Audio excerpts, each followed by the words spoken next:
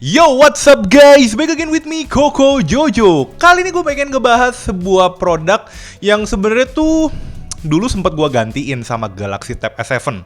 Jadi sebelum gue pakai Galaxy Tab S7, ini adalah daily driver gue sebelumnya.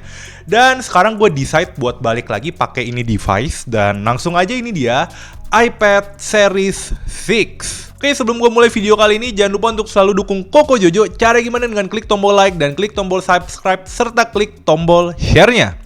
Oke, jadi iPad Series 6 ini sebenarnya udah dirilis dari tahun 2018. Jadi udah gue pakai kurang lebih sebenarnya ya 4 tahun. Cuman sempat gue hiatusin di tahun 2020 karena pada saat itu gue ganti jadi Tab S7. Dan sebenarnya si iPad Series 6 ini gue kasih ke nyokap gue, cuman ya 2022 awal tahun kemarin gue decide buat tukeran balik. Jadi emak gue pakai Galaxy Tab S7 dan gue pakai si iPad Series 6 ini. Dan iPad itu sebenarnya tuh dia ada dibagi menjadi 4 kategori. Jadi yang ada di depan kita ini adalah yang paling basic, yaitu iPad biasa. Dan si iPad 6 ini diterusin oleh iPad Series 7 atau 8, dan yang terakhir itu ada iPad Series 9. Nah, terus selain iPad, di atasnya tuh ada iPad mini dan juga iPad Air. Cuman kalau bedanya, si mini itu emang dia didesain untuk lebih kecil, sedangkan Air itu kayak versi kecilnya dari iPad Pro. Dan di atasnya lagi tuh ada iPad Pro yang biasanya kita lihat yang dia ada bumper kameranya lumayan banyak itu. Seperti itu. Oke, untuk iPad 6 ini sebenarnya kalau kalian nyari bekasnya di tahun 2022 ini mungkin masih ada, ya mungkin sekitar 2-3 jutaan. Karena untuk iPad Series 9 itu juga ya harganya cukup ekonomis sih, sekitar 5 jutaan. Jadi bisa dibilang kalau kalian nyari iPad Series 6 ini di tahun 2022 itu harganya sih kemungkinan besar ada di sekitar, karena nggak mungkin harganya mirip-mirip dengan iPad Series 9 yang emang udah jauh lebih berkembang, yang punya prosesor lebih oke dan juga beberapa hardware yang lebih oke seperti itu. Oke, seperti biasa di channel Koko Jojo, kita akan mulai dengan ngebahas mengenai desain dari iPad 6 ini. Untuk desainnya bisa dibilang si iPad 6 ini masih menganut bahasa desain iPad dari generasi terdahulunya. Dan mungkin kalau kalian pengen tahu iPad mini, iPad Air, atau iPad Pro seperti apa, ya secara bahasa desain cukup mirip dengan iPad 6 ini. Cuma bedanya mungkin kalau iPad mini ukurannya lebih kecil, sedangkan iPad Pro itu dia kan ada yang varian 12.9 atau 13, itu kayak gini juga bentuknya, cuma ukuran layarnya lebih besar, seperti itu. Dan secara desain menurut gua si desain iPad 6 ini juga cukup oke buat dipakai, karena desainnya itu dia menggunakan desain tabnya tuh menurut gue cukup tipis. Jadi kalau kalian pakai buat bawa kemana-mana, gue merasa ini cukup portable banget walaupun dengan form factor 9.7. Dan ini sebenarnya secara ukuran cukup mirip dengan Galaxy Tab S7. Cuman yang gue seneng dari si iPad 6 ini, walaupun ukurannya mirip, tapi secara beratnya tuh menurut gue lebih oke dibandingkan dengan dengan Galaxy Tab S7 seperti itu.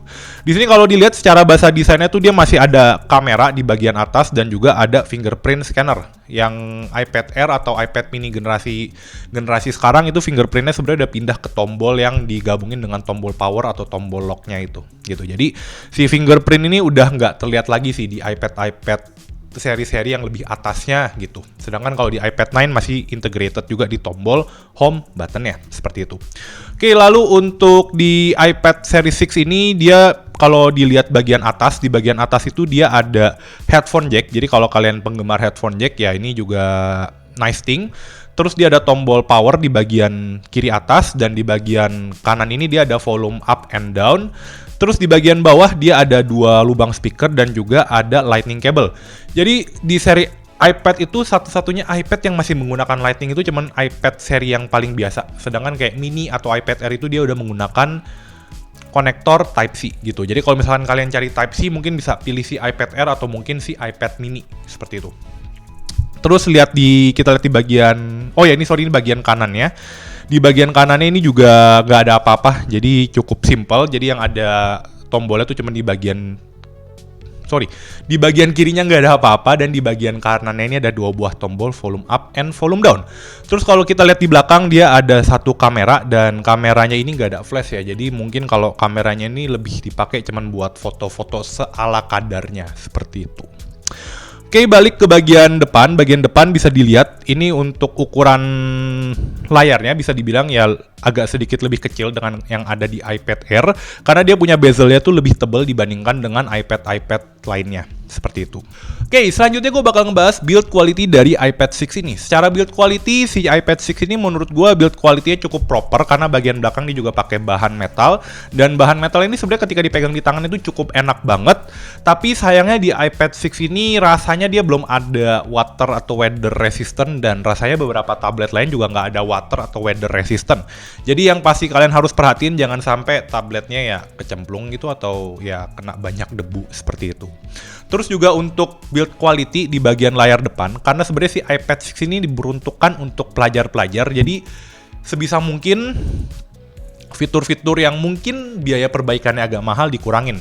Jadi sebenarnya si iPad 6 ini masih menggunakan layar non-laminated display, yang artinya layarnya itu yang satu pasti lebih tebal, terus juga dia itu kalau kalian pencet tuh berasa kayak ada hollow sound karena sebenarnya dia masih ada satu lapisan kaca di atasnya, dan ketika kalian lihat gambarnya tuh masih berasa ada di bawah layar. Sedangkan beberapa device yang kekinian gitu ya, dia kan udah pakai teknologi laminated display. Nah, laminated display itu sebenarnya kalau kalian lihat gambarnya tuh berasa kayak gambarnya tuh nggak ada di bawah kaca gitu. Sedangkan kalau si iPad 6 ini berasa gambarnya ada sedikit di bawah kaca seperti itu. Terus juga ya kekurangannya non-laminated display itu adalah ketika misalkan kalian lihat si iPad kalian dan dia kena kayak satu sumber cahaya yang cukup kencang, si layar iPad-nya tuh bakal agak mantulin cahaya yang terlalu kencang gitu. Jadi ya mungkin kalau di dekat kalian ada sumber cahaya yang terlalu kencang dan si brightness iPad-nya kalah, itu kayak agak sedikit ada pantulan cahayanya yang mungkin agak ngurangin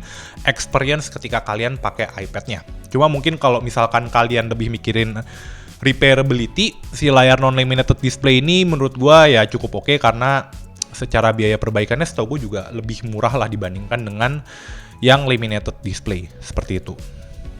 Oke, sekarang bakal lanjut hal-hal yang menyebabkan gua balik lagi pakai si Apple iPad 6 ini. Jadi ya alasan kenapa gua gak jadi pakai si Galaxy Tab S7 gua. Yang pertama adalah karena iPad 6 ini secara berat menurut gue cukup oke buat dibawa kemana-mana ketimbang si Galaxy Tab S7. Karena menurut gue ketika gue pakai Galaxy Tab S7 itu agak sedikit berat, dan ketika gue balik lagi pakai iPad 6 ini gue merasa cukup nyaman karena cukup mudah buat dibawa kemana-mana. Seperti itu. Bahkan ketika gue taruh di dalam tas pun juga sebenarnya nggak terlalu berat sih si iPad 6 ini dibandingkan dengan si Galaxy Tab S7 tersebut. Yang kedua, karena Apple Environment. Jadi sebelumnya ya gue sempat pakai environment dari produk-produk Samsung dan gue ngerasa kayaknya experience-nya nggak senyaman ketika dulu gue pakai produk-produk Apple. Jadi emang gue lagi decide juga buat ganti balik produk-produk daily driver gue ke Apple, dan yang gue rasakan si Apple Environment itu emang rasanya belum ada tandingannya sih gitu. Jadi kayak misalkan nih gue pakai si AirPods Pro ini, gue konekin ke iPhone 13 dan dia sebenarnya juga connect ke si iPad 6 ini. Jadi untuk kayak integration between produk-produknya tuh menurut gue yang paling oke emang si Apple, sehingga ya udah gue decide buat ganti balik lagi pakai iPad 6 seperti itu. Walaupun ya emang secara performa nggak sebagus Galaxy Tab S7 seperti itu. Terus hal lain yang gue suka juga sebenarnya dia ada namanya headphone jack. Jadi sebenarnya ya ini sebuah fitur yang sebenarnya gue agak missing sih ketika ya perkembangan teknologi. Jadi ya walaupun teknologi udah berkembang, tapi misalkan nih gue kayak pakai laptop, gue pakai ya laptop gue atau laptop kantor, itu dia masih ada 3.5 mm headphone jack, dan ya gue kadang juga suka bawa earphone kabel tersebut 3,5 mm. Dan yang gue seneng karena di sini ada earphone jack, jadi ketika gue mau pakai headphone atau earphone yang zaman dulu yang masih pakai 3.5 mm, ya sebenarnya nggak zaman dulu banget sih. Ketika gue mau pakai headphone 3.5 mm itu gue tinggal colokin aja gitu, nggak perlu gue cari-cari converter lagi. Sedangkan ketika gue pakai device gue yang sebelumnya ya si earphone jack ini ya nihil, nggak ada gitu. Jadi itu juga salah satu hal yang cukup bikin gue seneng. Terus hal selanjutnya yang gue suka secara hardware-nya menurut gue ya dibilang kenceng banget juga enggak sih. Cuma rasanya hardware-nya ini cukup banget buat gue mengerjakan tas-tas gue setiap harinya. Kayak misalkan dulu gue coba main game Genshin Impact, ya emang bener di tablet ini nggak terlalu kuat buat main game Genshin Impact. Cuma sebenarnya kan ketika gue main game itu ya gue juga ada pensi, jadi ya itu bukan sebuah hal yang wajib ada lah fiturnya di sini, gue bisa main game Genshin Impact gak ada. Jadi sebenarnya ketika gue pakai device ini tuh gue lebih kayak buat taking notes, lihat kalender, atau misalkan buat gue nonton YouTube, atau ya misalkan buat gue main game MOBA gitu sama teman-teman kantor gitu. Jadi kayak buat daily task gue si iPad ini masih cukup bisa buat ngerjainnya dengan mudah, jadi kayak masih bisa dilabas lah sama iPad ini. Jadi ya gue decide buat pakai ini lagi karena ya walaupun ya dia masih pakai A10 Fusion bahkan yang prosesornya sama kayak di iPhone 7 Plus, cuma ya buat keperluan daily gue itu si iPad 6 ini sih udah jauh dari cukup. Coba kalau misalkan ya one day gue ada keperluan buat software yang agak berat ya emang nggak cukup sih di iPad ini. Cuman buat kebutuhan gue sekarang kayak tadi ya main game simple kayak main game MOBA atau mungkin malah main SimCity, terus ya buat taking notes, nonton, itu si iPad 6 ini cukup mantap. Jadi ya bisa dilabas lah istilahnya sama si iPad 6 ini, seperti itu. Oke, terus fitur selanjutnya yang menurut gua ya kayak udah kewajiban mungkin ya ada di sebuah tablet, yaitu dia punya yang namanya stylus buat nulis di tablet kalian. Jadi sebenarnya iPad 6 ini merupakan iPad generasi pertama yang menggunakan Apple Pencil sebelum iPad Pro ya. Jadi iPad Pro udah bisa pakai Apple Pencil, terus si iPad 6 rilis, barulah iPad generasi standar itu bisa pakai Apple Pencil ini. Seperti itu. Cuma mungkin ya si Apple Pencil ini menurut gua yang generasi 1 ini yang paling konyol karena ngecasnya tuh mesti dicolok kayak gini. Dan ini menurut gua misalkan lu taruh di atas meja kantor gitu terus kesenggol orang sangat mudah buat patah. Jadi menurut gua ya agak ringkih di situnya. Dan juga ketika lu pakai di Apple iPad 6 ini, karena si iPad 6 ini dia itu menggunakan laminated display. Jadi ketika kalian nulis itu berasa kalian nulis di atas kaca, atau mungkin deskripsi yang lebih pasnya tuh kayak kalian nulis di atas papan tulis gitu, nggak kayak nulis di atas kertas. Jadi kayak pas lagi nulis tuh berasa agak licin gitu sih menurut gua. Dan juga ya karena ini emang generasi pertama, jadi sebenarnya tuh gua nggak tahu di sini akan kelihatan ada delay atau enggak. Cuman si pensilnya ini cukup ada delay kalau kalian artis gitu ketika pakai pensil ini. Nah, walaupun dia punya kekurangan-kekurangan yang tadi gue sebutin, cuma menurut gue secara ukuran si Apple Pencil ini yang paling pas di antara stylus tablet yang ada. Dan juga bobotnya yang paling pas juga sih, karena secara bobot ini nggak terlalu ringan, dan juga secara panjang nih kayak panjangnya cukup natural kayak pensel atau pen zaman dulu kita pas lagi masih pakai nulis. Walaupun ya sekarang pasti masih ada yang pakai nulis pakai pen, cuman ya secara ukuran menurut gua ini yang paling pas, dan secara bobot pun juga ini yang paling pas gitu menurut gua. Walaupun ya dia masih punya beberapa kekurangan seperti itu. Dan juga yang kekurangan yang gue paling suka, yang hampir gue lupa buat mention, adalah Apple Pencil ini nggak ada dalam paket pembelian. Jadi paket pembeliannya itu terpisah. Ya itu emang strategi marketingnya Apple, cuma mungkin dia tuh buat ngurangin orang biar nggak beli device terus kayak banyak aksesoris yang nggak perlu dimasukin gitu. Jadi ya better kayak ya lu kalau perlu lu baru beli, seperti itu. Oke, sekarang gue bakal lanjut ke kekurangan-kekurangan. Karena ya dulu gue pakai Tab S7 yang harganya 10-an jutaan. Terus gue balik pakai tablet yang harganya pas rilis 5 jutaan. Pasti adalah beberapa fitur yang di cut down dari si Tab S7 ke si iPad 6 ini. Yang pertama udah pasti itu ada di kameranya, karena kameranya ini menurut gua sangat biasa banget. Jadi kalau kalian pakai iPad buat foto, walaupun itu agak sedikit konyol sih pakai tablet buat foto, ya hasilnya udah pasti burik lah gitu menurut gua. Dan juga kamera depannya pun juga kalau dilihat tuh cukup standar ya. Jadi kayak kamera depannya nih, gua nggak tahu nih kelihatan muka gua atau nggak nih. Kayak muka gua tuh ya mungkin kalau ini kena lightingnya oke, cuman kalau lagi agak gelap ya gambarnya jelek. Bukan jelek sih, biasa aja, cuman cukup buat kalian ngelakuin video call atau zoom, seperti itu. Ini kayak kamera belakang pun juga ya kayak buat kamera belakang juga berasa biasa aja, nggak dibilang bagus juga nggak, cuman dibilang jelek juga nggak. Jadi kayak agak berasa cukup aja gitu kameranya. Sedangkan ketika gue pakai Tab S7 emang kameranya cukup lebih superior dibandingkan dengan iPad 6 ini. Cuman ya gue masih berasa agak gimmick sih, karena ketika gue pakai tablet, gue kayaknya sangat jarang juga sih pakai yang namanya kameranya, seperti itu. Hal kedua di tablet ini yaitu speakernya mono. Jadi kalau kalian pakai si iPad 6 ini buat nonton, itu si iPad 6 ini dia cuman punya satu buah speaker aja. Jadi bukan satu buah, dia ada dua buah sebenarnya speaker. Cuman dia cuman di satu sisi doang, di sisi kanan atau kalau dibalik di sisi kiri doang. Sedangkan di sisi yang satu lagi bagian atasnya ini nggak ada speaker gitu. Jadi ya mungkin kalau kalian suka nonton di iPad kalian terus nggak pakai earphone atau nggak pakai speaker, berasa agak lebih monoton aja. Dan juga itu ketara banget. Kenapa? Karena si iPad 6 ini secara ukuran cukup gede. Sedangkan kalau misalkan kalian pakai HP itu nggak terlalu berasa. Kenapa? Karena ya bidangnya cukup kecil sih. Jadi secara stereo stagingnya nggak terlalu kelihatan kalau belang sebelah. Oke, terus kekurangan selanjutnya dari Apple iPad 6 adalah, jadi sebenarnya ada satu fitur yang itu baru muncul di iPad 7, dia tuh ada konektor keyboard gitu. Sedangkan si iPad 6 ini dia nggak ada konektor keyboard.